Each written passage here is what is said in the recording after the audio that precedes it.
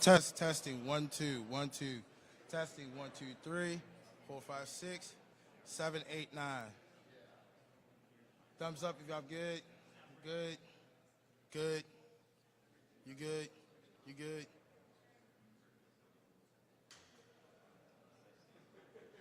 Anybody else? Thumbs up if they're good. Okay. Meeting adjourned. Because it'll be Gov here. And then Speaker. Senate President. Oh yeah, we'll let you know.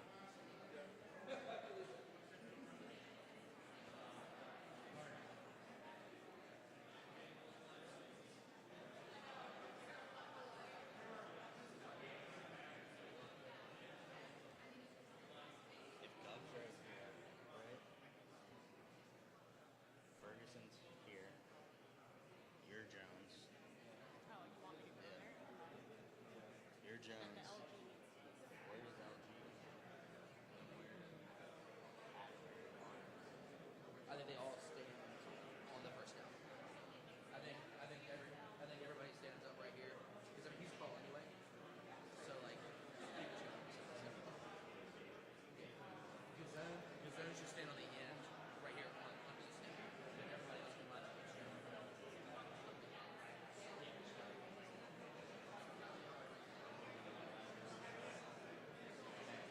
We're gonna do Gov here. Ferguson here. Jones here.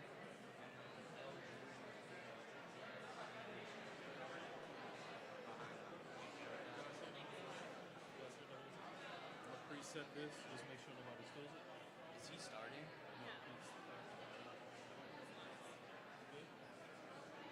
want her to sign off on the stairs? Chairs are going to be waiting for them as they descend the stairs.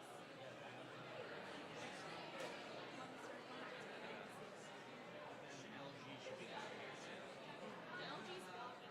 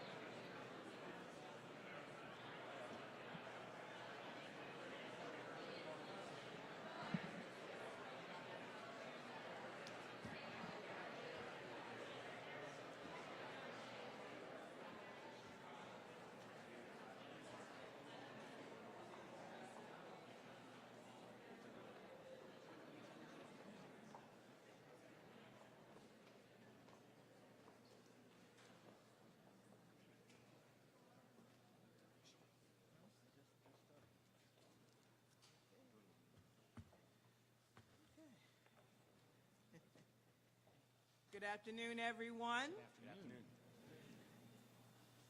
As I said on the first day of session, my top priority this year is to protect Marylanders. We knew this year would be different, and to achieve the goal would mean putting aside what we like to do in favor of what we have to do. No one up here wants to talk about cuts. No one wants to talk about revenues. But responsible governing means having the tough conversations. It means doing what is right, not just what is politically convenient. And over the past several weeks, the governor, the Senate president, and I all come to the table to do just that. The budget we are announcing today reflects our shared democratic values and strikes the right balance to face our fiscal challenges head on. We are making cuts. In fact, our budget includes $500 million in additional cuts to what the governor originally proposed. But as Donald Trump continues his assault on workers, healthcare, and our most vulnerable, we are preserving funding for state employee salaries, cancer research, victims of crime, and DDA. We are raising revenue. We are asking the wealthiest Marylanders to pay their fair share. We are putting our state in line with others like Texas, Washington, D.C., and Ohio by enacting a 3% fee on IT services.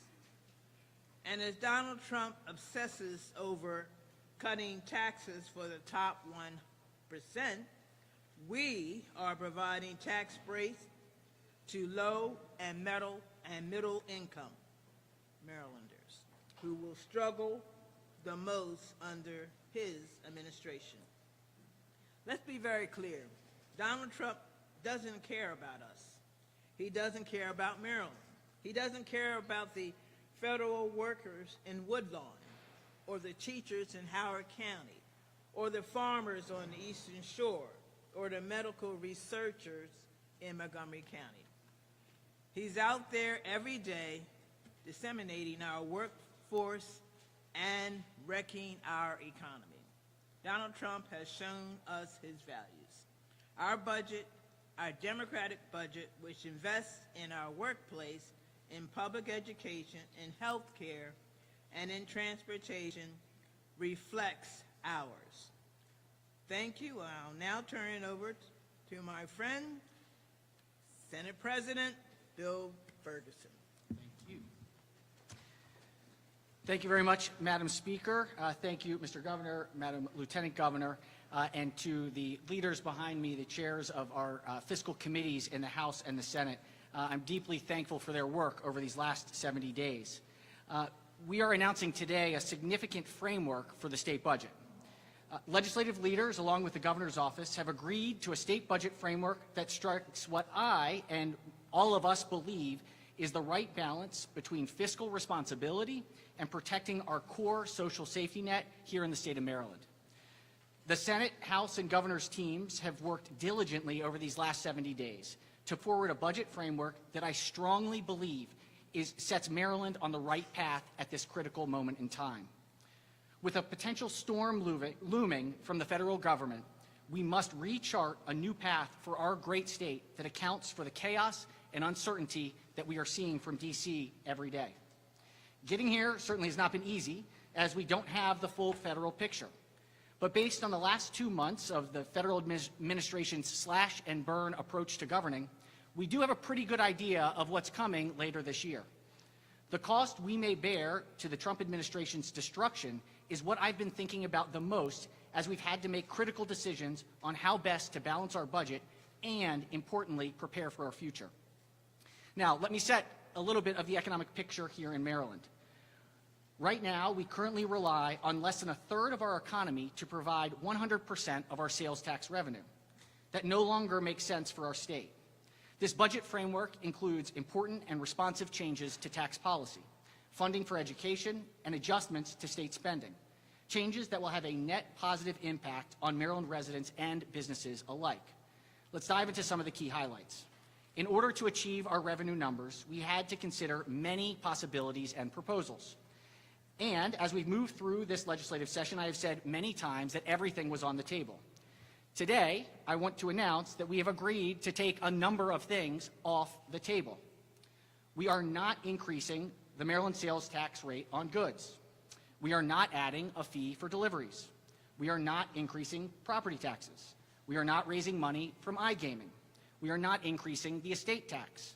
We are not making changes to the car trade-in allowance. We are not imposing any new taxes on sugary drink snacks. We are not raising the gas tax. And when it comes to the sales and use tax, in broadening this growing part of our economy, we are not touching anything related to accounting, payroll, staffing, office support, employment services, consulting, design and printing, public relations and marketing, or financial services. So, you must ask, what are we doing? 45 states across this country already tax services. We are modernizing our tax code, and in doing so, we likely will be the only state in the country to tax services at half the rate of our regular sales tax on goods. Instead of increasing Maryland's sales tax rate to 7%, we are expanding it in a targeted way. And we are doing this expansion of the sales tax because of what we saw from the Trump impact of the revenue write-down of $350 million to our state's economy. This budget introduces an expansion of revenues on data and IT services at half the rate of the current rate on goods. As our economy increasingly becomes digital, this revenue expansion acknowledges the growing role of IT in our daily lives and business operations, and the use of technology to replace workers. It also acknowledges that many goods, such as software programs, are now sold at yearly or monthly services. In fact, there's an entire industry that has been created avoiding the sales tax on goods. Some call it SaaS, or software as a service, which has become a modern-day good. Now, let's talk about the personal income adjustments. We are creating a high-income tax bracket, ensuring that the wealthiest Marylanders contribute their fair share. At the same time, we are pursuing an increase in the standard deduction that will provide much-needed tax relief to everyday Marylanders. This adjustment strikes the right balance. It ensures fairness while also supports working families. Another key change is an increase in the gaming and cannabis tax rates. Maryland is aligning these rates with our neighboring states, ensuring we remain competitive while generating an additional revenue for state programs. Additionally, the budget framework includes federal government spending triggers. This is really important. This provision is designed to protect Maryland residents from potential disenrollment because of federal changes. It ensures that those who rely on federal benefits are informed, prepared, and can advocate for their continued access to essential service regardless of what happens at the federal level. Finally, we must acknowledge the tough choices that come with responsible budgeting.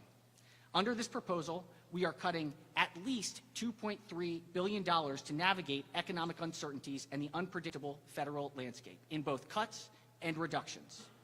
While these cuts and reductions are difficult, they are necessary to maintain fiscal stability and ensure Maryland remains on solid financial ground.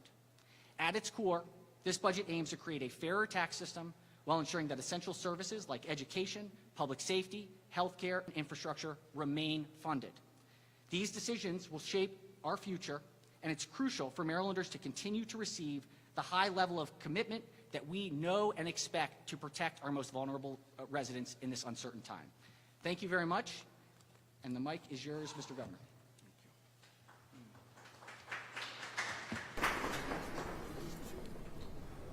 Thank you so much, and good afternoon.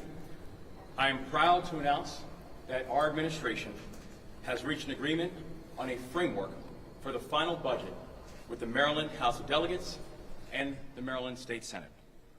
And to fully appreciate the significance of this moment here today, you have to remember the path that got us here in the first place. Because the budget that I introduced on January 15th came 5 days before the inauguration of President Donald Trump. And the thing that we have seen is that the world has fundamentally changed in just the past 8 weeks.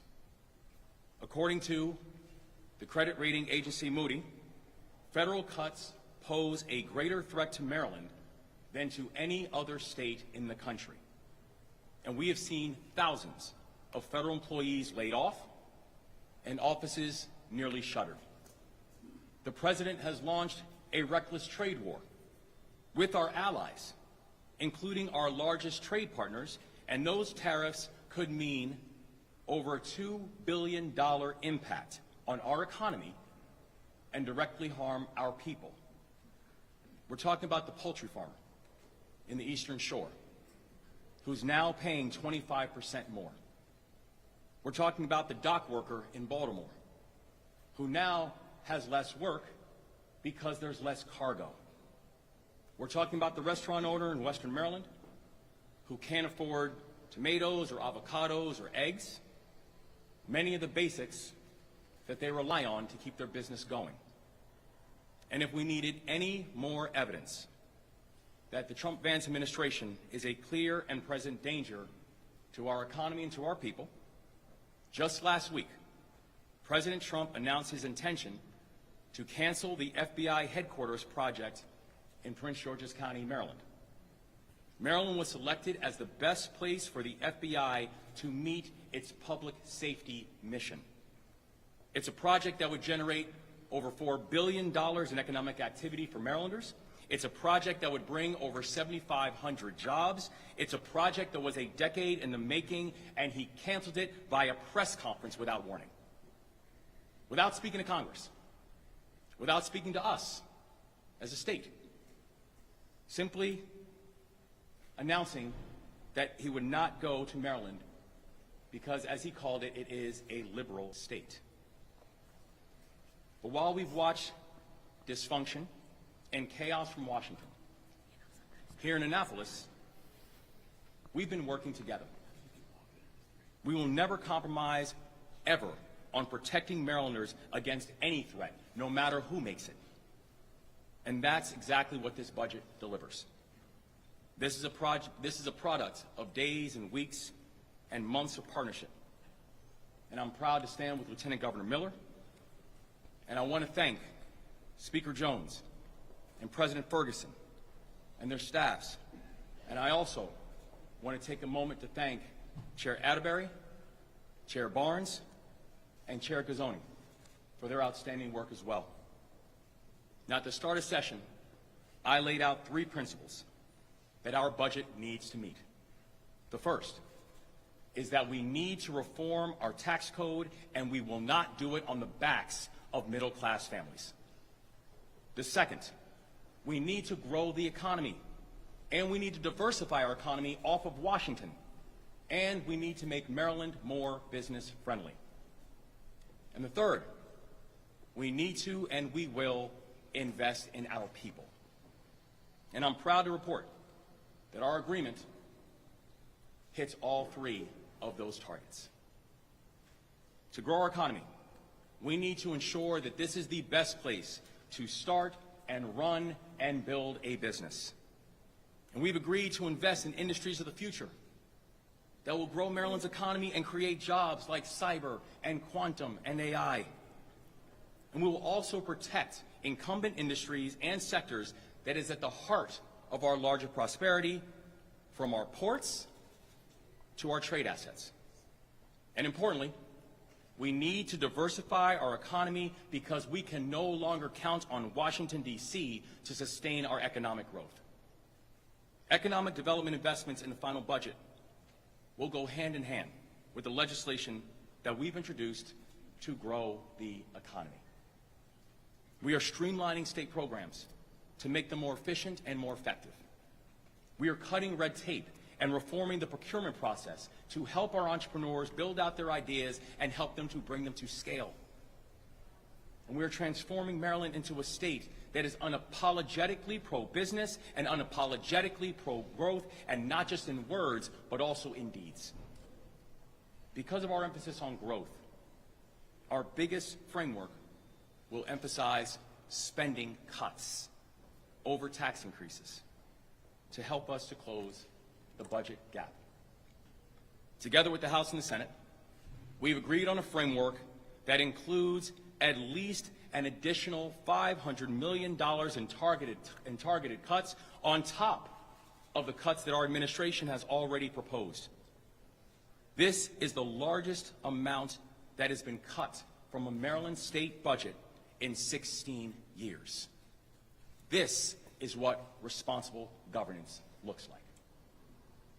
I also want to thank the General Assembly for studying our income tax reform plan and refining it to ensure that we hit our goal of delivering tax relief to the middle class, because this was not negotiable. Under this agreement, now 94% of Marylanders will either get a tax cut or see no change in their income taxes. That is even more than was proposed in our initial proposal. 94% of Marylanders will either get a tax cut or see no change in their income taxes. For a third year in a row, there will be no increase in broad-based sales tax or state property tax. And yes, we are asking those of us who have done exceptionally well to pay slightly more, so we can have the best schools in the country, so we can support law enforcement and our firefighters, so we can make sure that we are growing our economy. We've spoken to Marylanders at all income levels about this plan, and there's consensus that if a person is making over $750,000 a year, it is reasonable to ask them to give roughly $1,800 more to help us invest in the success of our state. This budget agreement also includes a provision to add a 3% tax on IT and data services. Our plan reaches services offered by companies that will help you build your website, like Wix, and companies that help you to store information on the cloud, like Amazon Web Services. This will put us in line with other states already implementing these kinds of reforms, and by the way, both Democratic and Republican states, ranging from Texas to Washington, D.C. And this reform package will help us to bring our tax code into the 21st century. It means the majority of Marylanders can keep a little more in their pocket, even as we here in Annapolis tighten our belts. So the White House cuts taxes for the rich and burdens everyone else with high prices.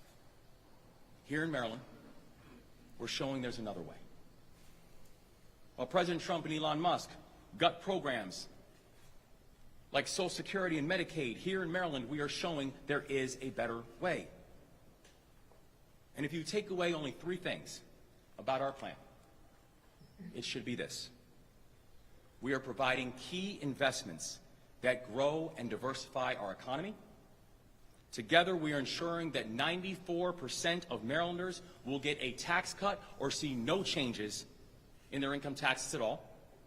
And together, we are turning a $3+ billion deficit into a cash surplus, all while still preserving 8% in the rainy day fund, which, by the way, is above the recommended amount.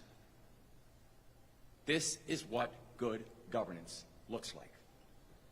This agreement is common sense, it is responsible, and it hits every requirement that we laid out at the start of session. If we said it, we meant it. And most importantly, it puts us on stable footing to move towards the future. Now, these are not simple decisions. Maryland needed to fix its business model. And I refuse to be a chief executive who simply watches problems get worse. We solve problems here, and we do not run away from them. We also needed to contend with the fact that Maryland no longer has a stable partner in Washington, and one who has our best interests at heart. So while there are many opinions about how we ended up in this crisis, let there be no question about who faced this crisis and didn't flinch. Because this team has met this moment of crisis with courage.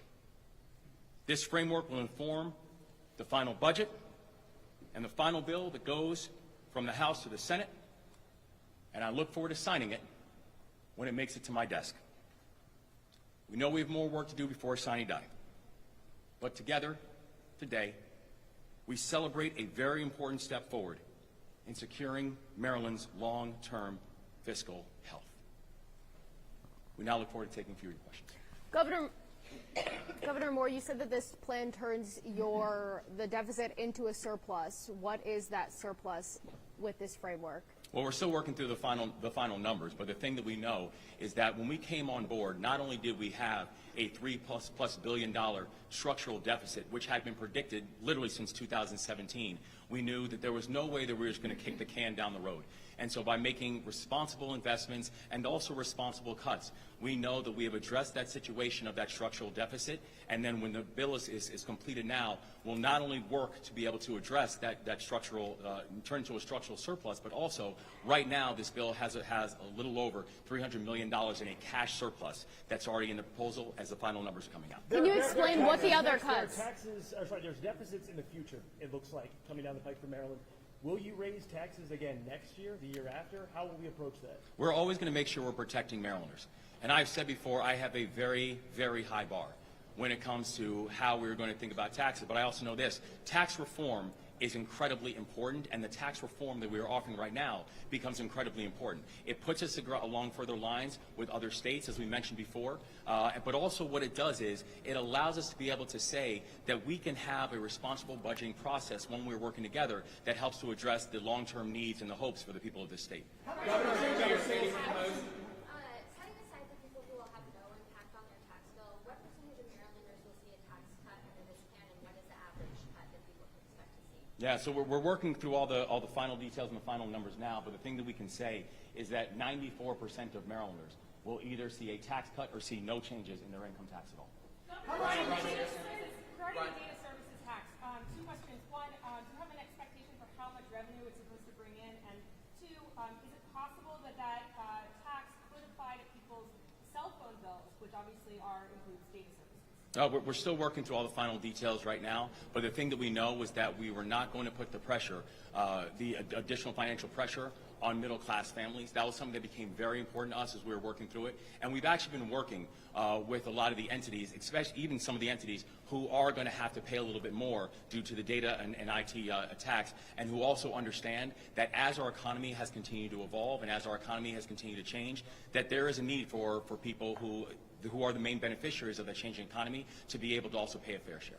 Governor, there's been some discussion about making changes to the excise tax on car sales. Can you tell me if that made it into this final framework, and if so, what will be the new excise tax that we're now? Yeah. So again, another detail that we're still working through. The thing that we know is that I think the Senate President actually highlighted some of those items before about what will not make it through. But we're still making the final details about which items specifically, when it comes to car trade-ins, did not make it in. And Governor, last more questions. We're going to turn it over to the chairs for a couple of questions right here. That's fine. Chair Gizon, or Chair Barnes, you have the budget. You're voting it on committee today. I know that there were questions about the funding for the DDA in fiscal year 2026. Have those been restored? They have, and it's one of the points I think everyone here is most proud of. And I want to give a shout out to particularly Chair Gizon, who's worked on these issues for a decade. They are restored, working hand in hand with the community, the DDA community, and almost $150 million for 26, as well as the 25 restorations that we've already spoke about.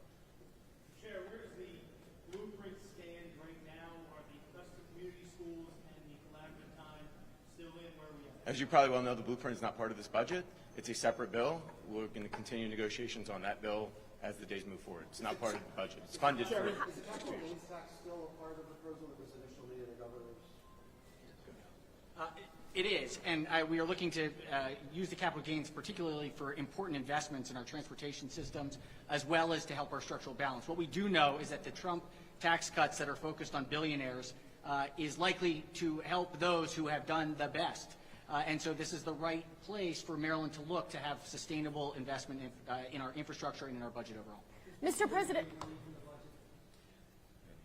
we're still working through the details of the, we are keenly focused, every single person up here is keenly focused on doing whatever we can to lower utility bills, and we're leaving the possibility open that we can give immediate relief, and that will be worked out as the bills pass through each chamber. Mr. President, on Tuesday you said that the blueprint was part of the larger budget conversation. If it's not part of this specific bill, where does it fit into this? The Budget and Tax will be taking it up tomorrow from the Senate's version, but it's an ongoing conversation. We are looking at the long-term financial health of the state, and I feel confident that we're going to be in the right place. Were decisions in this budget, does that impact your future plans for the Well, certainly blueprint? investing the billions of dollars that we will be investing in public education is fundamental and critical, and why we had to balance and do it in a way that was sustainable and did not impact working families. Mr. President. Any questions right here for Chair Adrienne, real quick, guys? Actually, yeah, I'll go. I'll mention about the blueprint. Chair Adrienne, you have been saying that pause is not a pause, it's cuts. The word cuts has been used several times during here, and obviously you mentioned about the budget. Throughout what the House has proposed, are you hoping the Senate will come back and do what the House did with the blueprint? So I think, first I want to thank the governor and his team, and I want to thank the presiding officers for reaching an agreement on the budget that was just announced and the revenues, because, that is tough decisions. These were all tough choices, and we were all elected to be here and to make the hard choices. And so I want to say thank you to all of them for coming together and working together. To your specific question, I'm just going to follow up and say the blueprint is part of ongoing negotiations. The Senate hasn't heard what we did yet. I think Chair Barnes and I have been pretty clear about where we stand and where the House stands in terms of the blueprint and protecting those that are most vulnerable, particularly those in community schools. So we'll see what the Senate does, and we'll link up with them and negotiate that in the days to come. Chairwoman. We got time for two more, gentlemen. Chairwoman, does the budget include funding for thousands of settlements for potential child sex abuse claims? Yesterday, folks rallied in Baltimore. Where's the funding?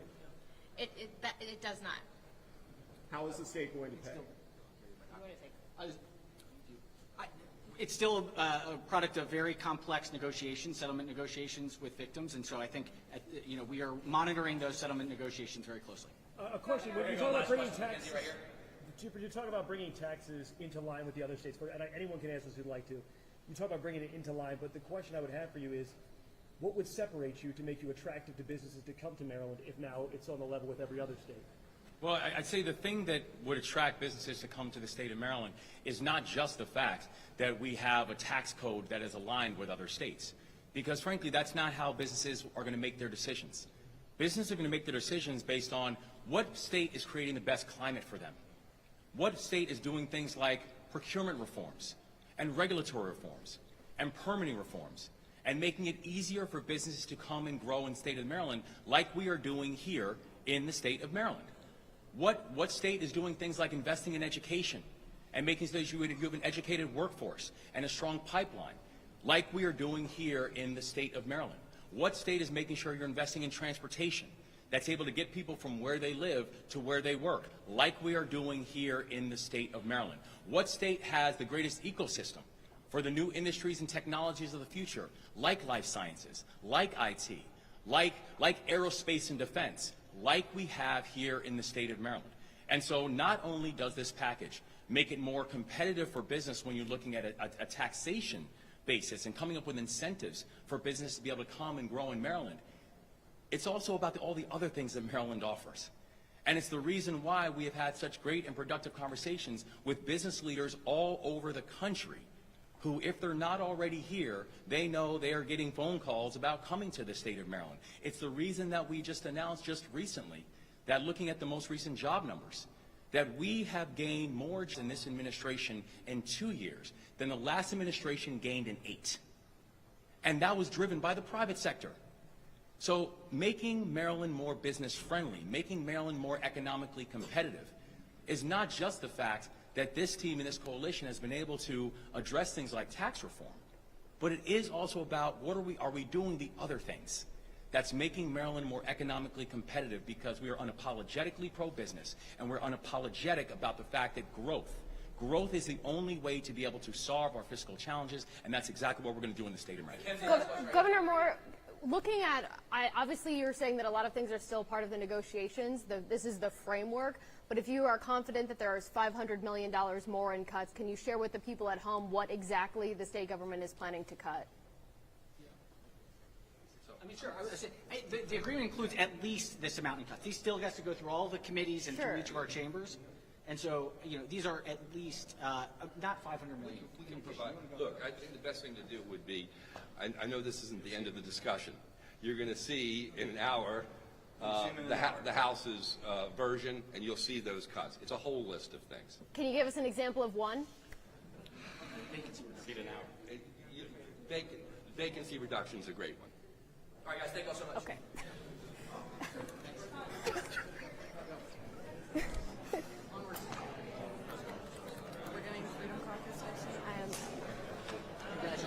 I'd rather just regular Republicans.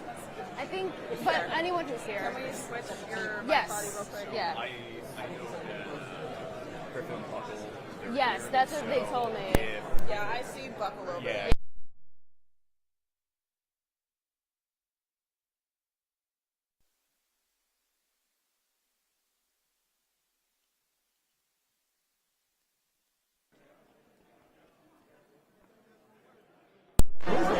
These guys do not answer. I know.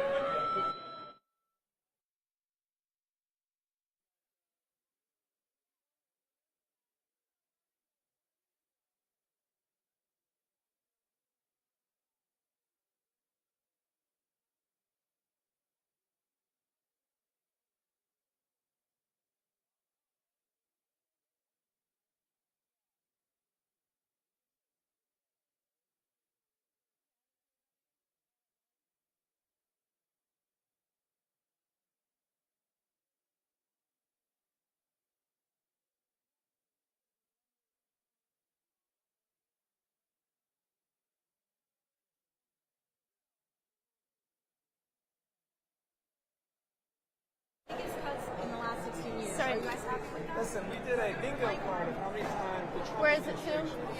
I noticed that they just raised taxes over $1 billion.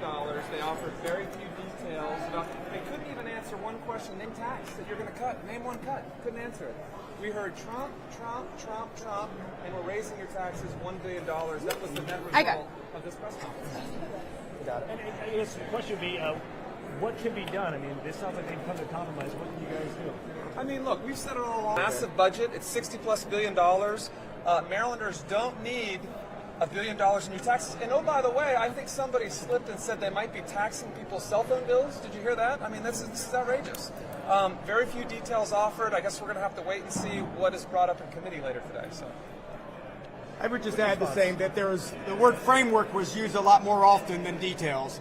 And that's our biggest question. How are they going to get to the cuts that they talked about? And at the same time, there is a new tax increase that's here. And for the governor to say that he's going to be promoting IT and cyber and AI and yet impose a 3% tax on those industries, I don't understand why those companies would end up coming to Maryland. And that's one of the biggest things he's talked about from day one, who he's trying to attract. And yet he's going to put a first in the country tax on those types of services. And we just don't think that's the way to go if you want to grow the economy and grow businesses here in Maryland. To what extent were you guys involved in the negotiations over these particular tax proposals? Well, I can't say how involved the senators were on the budget and tax committees, but we learned about this the same time that you guys did. And listen, you didn't hear accountability at all. You heard a new Trump administration came in office January 20th, but we had all these issues prior to that. You didn't hear one bit of accountability from any of the Democrat leaders. You didn't. You heard they blamed Trump for every single problem we have in this state, and they just raised their taxes at least $1 billion. Are you concerned at all that the fact that the blueprint doesn't seem to be part of this process, given the funding concerns in the future? I think everybody that came to the session as it began, and we saw a $3 billion deficit, recognized that the blueprint was the cause of it, or a major cause of it.